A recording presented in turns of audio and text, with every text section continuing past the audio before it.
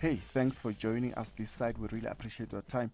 What's happening in Soweto? What's happening in Alade? What is happening in Soweto today? It's very sad. It looks like people out there are up in arms. They are protesting the presence of Spaza shops in the area.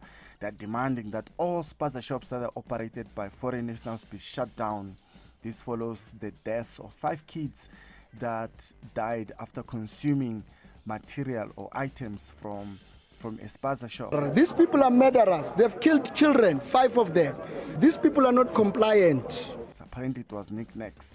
So one kid is still in hospital receiving medical care. Hopefully it's going to be of much help as to alert the authorities as to what transpired before the incident. But the community out there, they are now looting and also destroying material or goods out of Spaza shops in the area. Let's watch.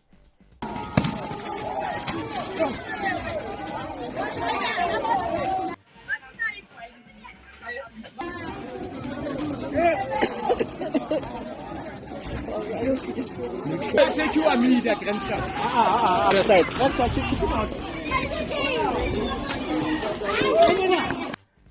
I'm just worried that people are looting.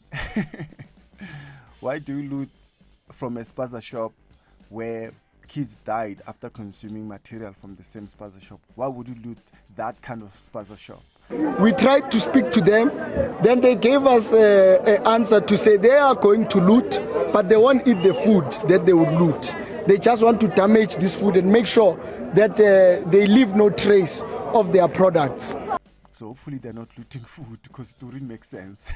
Looting from the Spaza shop that has poison. Like, what if the food still has poison and people are gonna eat it? So that's my only concern.